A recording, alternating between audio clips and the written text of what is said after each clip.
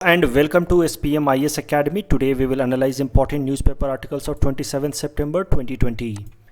Please note you can download the PDF version of today's newspaper analysis by clicking the link given in the comment section. You can download the PDF version of August 2020 magazine from our website spmisacademy.com. You can also join our WhatsApp group through the link given in the description section for more study materials. This is the list of the topics that we will cover from today's newspaper. And the first article is taken from editorial segment. It is about CAG report on cess, and this topic is important from our syllabus paper 4 Indian economy point of view. सबसे पहले इस article को समझने के लिए we should understand what is cess. तो देखो, it is a kind of tax that is levied और collected by the government for a particular sector. It is a kind of tax over tax. अगर ज़्यादा specific तरीके से कहें तो इसको और मैं डिटेल में आगे आपको समझाऊंगा. It is charge over and above the existing taxes. इसके अलग अलग टाइप्स होते हैं, जैसे एजुकेशन सेस, स्वच्छ भारत सेस, कृषि कल्याण सेस. तो जैसे मैंने आपको बताया कि अलग अलग सेक्टर के डेवलपमेंट के लिए अलग अलग सेस लगाया जाता है. For example education cess is applied for the development in education sector. Swachh Bharat cess for the purpose of bringing cleanliness in India. Krishi Kalyan cess for the welfare of farmers. तो अलग अलग पर्पसेस से ये एडिशनल टैक्स लगाया जाता है. अब जरा समझते हैं कि ये एडिशनल टैक्स लगता कैसे है, how this cess is levied. तो एक एग्जांपल की मदद से समझते हैं. एजुकेशन सेस का एग्जांपल लेकर के समझते हैं. एजुकेशन सेस है 3%. तो ये 3% लगता है इनकम टैक्स पे या कॉरपोरेट टैक्स पे. इसमें से 2% पैसा यूज होता है for promotion of primary education, while remaining 1% is use for promotion of secondary and higher education. तो एग्जैक्टली समझते हैं ये लगता है कैसे. Let us understand how cess is calculated. जैसे कि मैंने बताया, इट इज़ अ सेस और this cess is tax over tax. तो देखिए, अगर कोई एक इंसान है जिसकी सैलरी है 10 लाख रुपीज़ पर एनम, तो ओवरऑल मान लो उस पर 20% टैक्स लग रहा है, तो उसकी टैक्स हो गई 2 लाख रुपए की. तो इसको इनकम टैक्स भरना होगा. 10 लाख की इसकी इनकम है, सैलरी है, उस पर इसको 2 लाख रुपए इनकम टैक्स भरना होगा.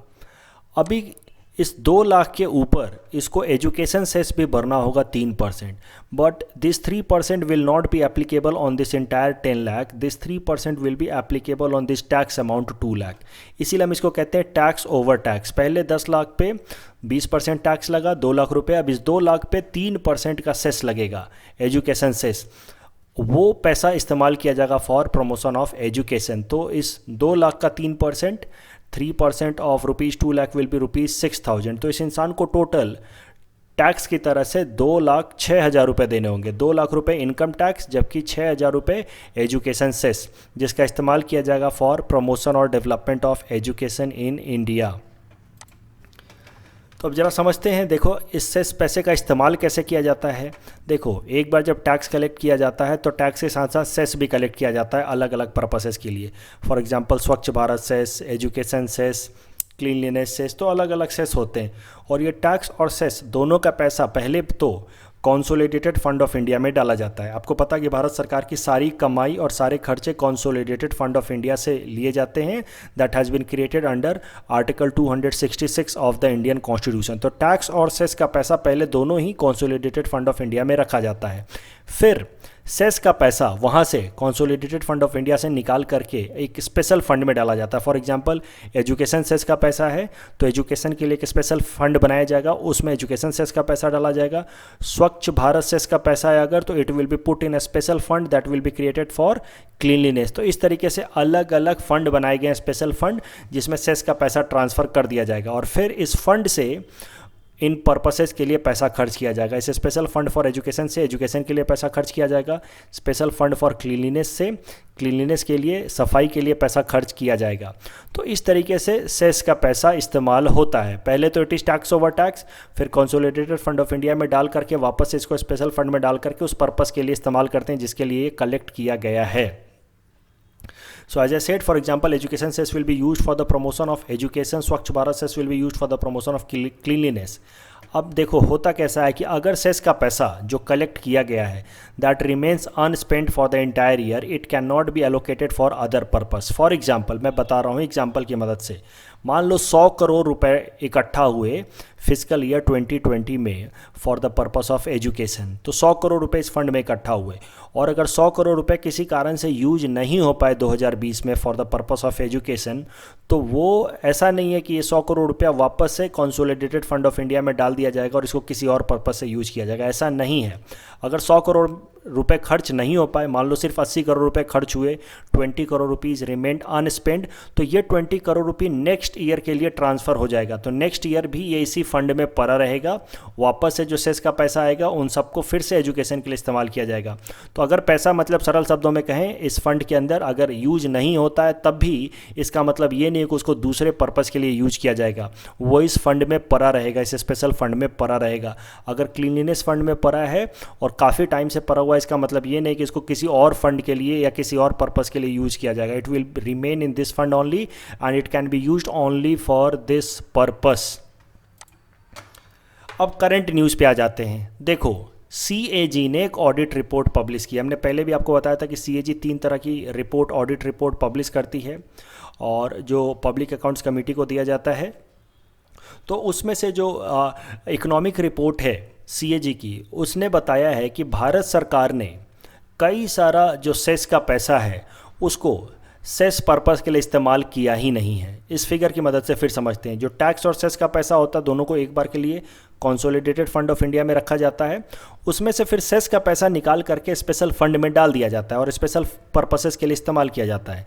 लेकिन ये CAG की रिपोर्ट कहती है कि भारत सरकार ने ये सेस का पैसा कंसोलिडेटेड फंड ऑफ इंडिया में ही रहने दिया है, बहुत सारे अलग अलग सेस का पैसा, और उसको जनरल पर्पसेस के लिए यूज कर रहे हैं। उसको वो स्पेशल फंड में डाल के उस स्पेसिफिक पर्पस के लिए इस्तेमाल नहीं कर रहे हैं जिसके लिए इसको कलेक्ट किया गया था। So the centre retained in the consolidated fund of India more than rupees 1.1 lakh crore out of almost 2.75 lakh crore collected in 2018-19 through various cess। तो अलग अलग सेस से लगभग 2,75,000 करोड़ की कमाई हुई थी। उसमें से लगभग 1,01,000 करोड़ भारत सरकार ने अपने पास ही रख लिया, उसको ट्रांसफ़र किया ही नहीं, कंसोलिडेटेड फंड ऑफ इंडिया में ही रख लिया, उसको सेस के स्पेशल फंड में ट्रांसफ़र किया ही नहीं। So rather than using it for special purpose for which the cess was collected, the government allowed the cess fund to remain in the consolidated fund of India and used it for general purposes।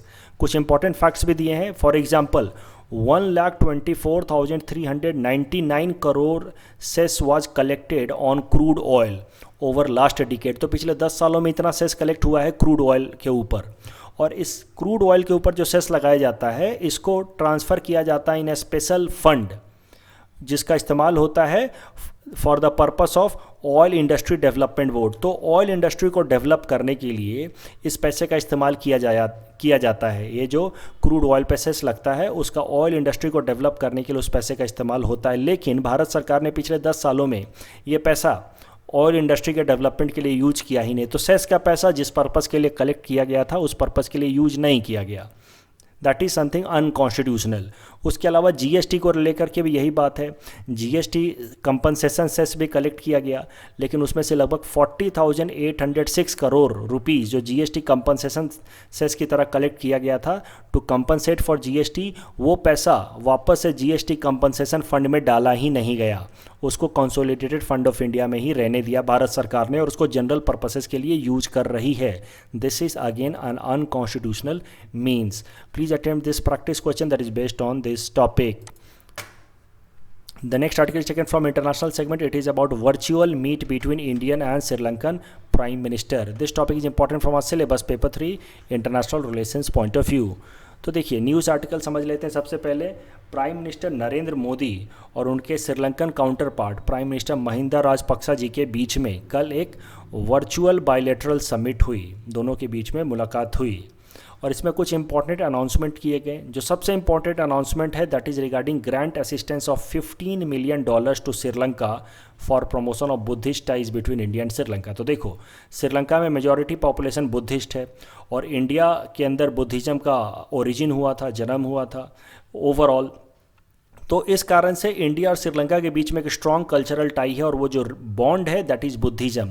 इसको further promote करने के लिए भारत सरकार ने $15 million का grant दिया है Sri Lankan government को ताकि वो श्रीलंका के अंदर बुद्धिज़्म को प्रमोट कर सके। उसके साथ ही भारत सरकार ने बुद्धिस्ट पिलग्रिम्स, जो बुद्धिस्ट ये भिक्षुक होते हैं जिनको हम लोग बुद्धिस्ट पिलग्रिम्स बोलते हैं या बुद्धिस्ट मॉन्क्स कहते हैं, उनको श्रीलंका से इंडिया के कुशीनगर सिटी में आने को अलाउ किया है, to visit Kushinagar city of India.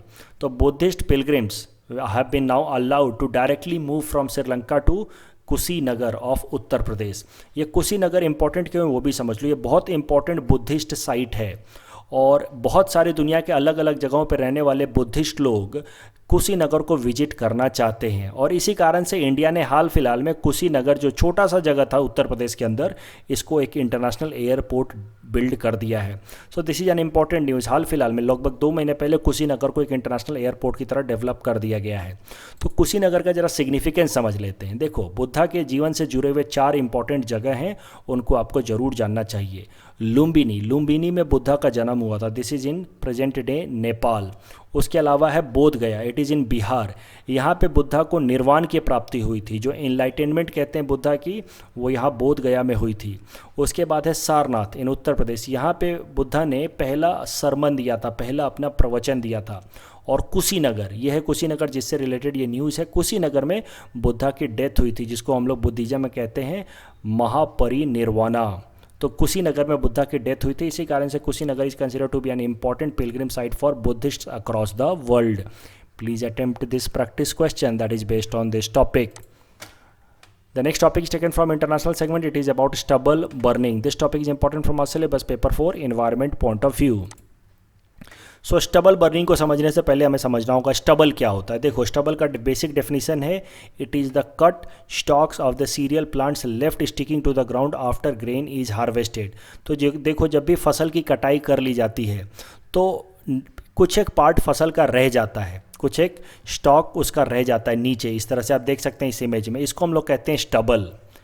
और पंजाब हरियाणा जैसे स्टेट्स में फार्मर्स करते क्या हैं, चूँकि वो एक सीज़न के बाद दूसरे सीज़न में उनको क्रॉप उगाना होता है, तो खारीफ सीज़न का एक बार कटाई करने के बाद, after harvesting of kharif season, जो स्टबल बच जाता है उसको वो जला देते हैं, क्योंकि एक एक स्टबल को पिक करना निकालना इतना आसान तो है नहीं, तो लोग बचे हुए स्टबल को जला देते हैं और खेतों को क्लियर करके फिर वो अगले सीजन के लिए खेतों को तैयार करते हैं और राबी क्रॉप्स का सीड डालते हैं, उसमें वीट का सीड डालते हैं। So this is known as stubble burning when the farmers prepare the field for the next rabi crop of wheat in November by burning the stubble। अब इससे प्रॉब्लम क्या होती है, देखो, जब स्टबल बर्न होता है तो बहुत सारा स्मोक निकलता है और फिर ये स्मोक धीरे धीरे पंजाब हरियाणा से निकल करके वो दिल्ली और उसके आसपास के एरिया में वो फैल जाता है।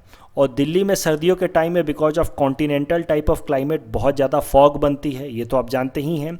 और फिर ये फॉग उस स्मोक के साथ, जो स्टबल बर्निंग के कारण स्मोक क्रिएट हो रही है और दिल्ली का कॉन्टिनेंटल टाइप ऑफ क्लाइमेट के कारण फॉग, दोनों मिल करके, ये स्मोक और फॉग मिल करके एक स्पेशल तरह का केमिकल बना देते हैं जिसको हम लोग कहते हैं स्मॉग। तो स्मोक आ रहा है from stubble burning from Punjab and Haryana, और ये फॉग आ रही है दिल्ली से because of its continental climate, और मिल करके बना देते हैं smog.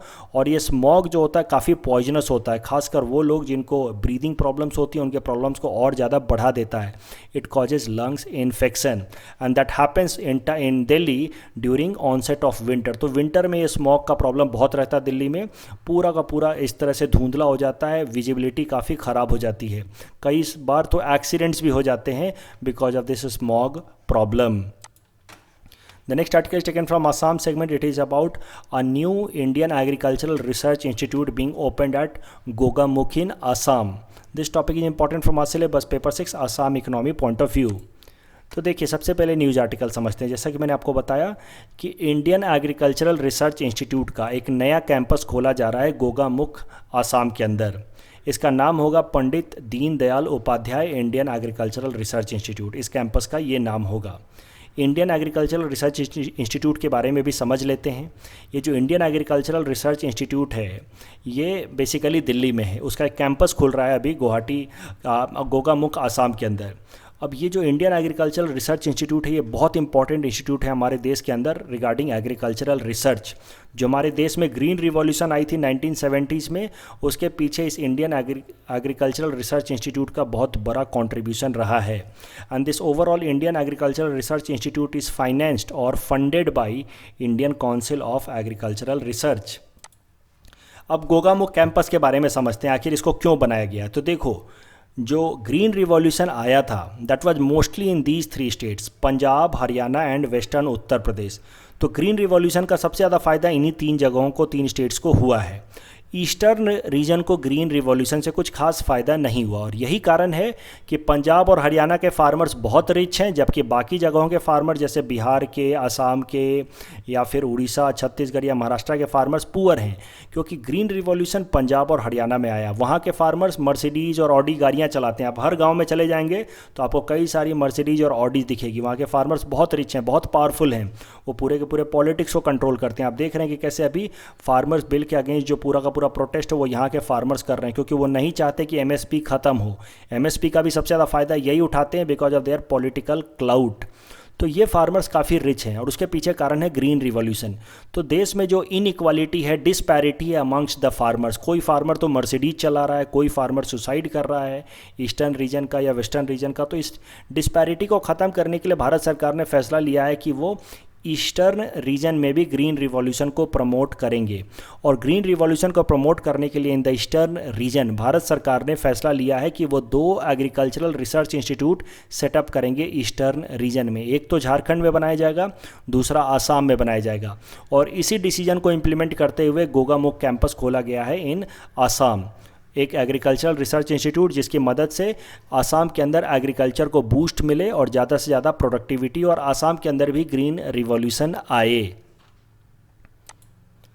In our segment, most probable PT topics for upcoming APSC prelims, today we'll cover topic number 52 to 54. Topic number 52 is from Gaurav Asoni. The objective of this scheme is to improve health and quality of life of daily wage construction workers. The provision of this scheme is to have an IT-enabled registration of workers, insurance cover under Pradhan Mantri Jeevan Jyoti Bima Yojana and Pradhan Mantri Suraksha Bima Yojana, rupees 3,000 cash grant to all workers below age 40 and rupees 5,000 cash grant to all workers above age 40. Please attend this practice question that is based on topic number 52. Topic number 53 is about 50 years of Guwahati Tea Auction Center. On 25th September, the prestigious Guwahati Tea Auction Center completed its 50 years. तो इस साल के exam के लिए ये topic important हो जाता है। It is the second largest CTC auction centre in the world. It was inaugurated on 25th September 1970. Please attempt this practice question that is based on topic number 53. Topic number 54 is about Gibbon Wildlife Sanctuary. It is named after Holok Gibbon and it is located in Jorhat district of Assam. Hoolock gibbon के बारे में भी समझ लेते हैं। There are 2 kinds of hoolock gibbon, the western hoolock gibbon and the eastern hoolock gibbon. Both are found in Assam, लेकिन जो western hoolock gibbon है that is categorised as endangered species in IUCN red data book, while eastern hoolock gibbon is listed as vulnerable. Please attempt this practice question that is based on topic number 54. This is the answer of question number 49 to 51 that we had given in yesterday's newspaper analysis. Today's question can be attempted by students and you can submit the answer in the comment section. We will be sharing answer of these questions in tomorrow's newspaper analysis. कल जो हमने practice question दिया था उसका answer देख लेते हैं। Alfred Nobel is best known for innovation of dynamite. And ये जो दूसरा क्वेश्चन था regarding permanent court of arbitration, it is not a specialized body of United Nation, तो पहला स्टेटमेंट गलत है। And India is party to this permanent court of arbitration, तो दूसरा स्टेटमेंट भी गलत है। Correct answer will be option D. That's all from our side for today. Thanks for watching.